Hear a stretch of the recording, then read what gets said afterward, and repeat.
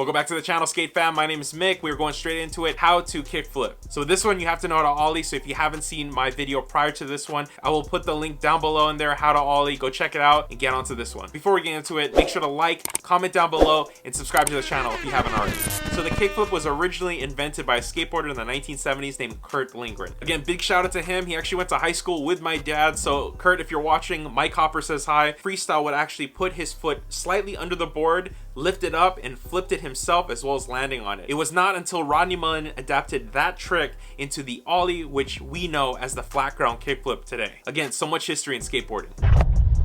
I'm gonna use my video as an example, but as you see me coming up towards the transition for the kickflip, first off, I have to talk about stance. Now this is foot placement.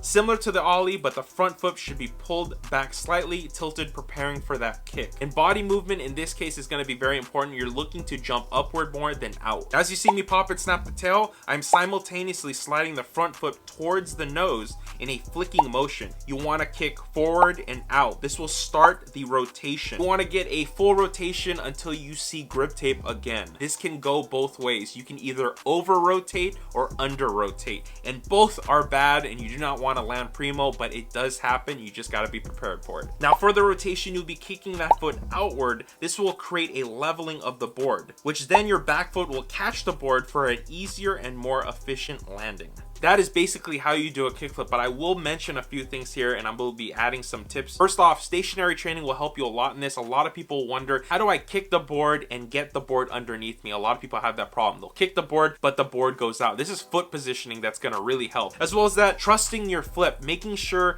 that you know that you are getting that full rotation. Like I said, if you overkick, if you underkick, it will do different things, which will not help you in the end just to perform a kickflip. Now, like I said, this is all for bettering yourself in skateboarding, getting better at skateboarding, being more proficient, more comfortable on the board. And this trick, out of a lot of tricks, really does that. And as for me, relearning a lot of these tricks now on a bigger board, bigger trucks, bigger wheels, have shown me there's a lot to learn on fundamentals alone, and not so much the biggest gap you can do, the biggest ledge you can do. There are a lot more things you can learn, and that's the beauty of skateboarding. And that's why, first off, learning the trick is awesome, but perfecting it, putting your little touches, getting bigger with that trick, going faster, that is what skateboarding is all about. So if this helped you, like, comment down below, and consider subscribing. This is Mick.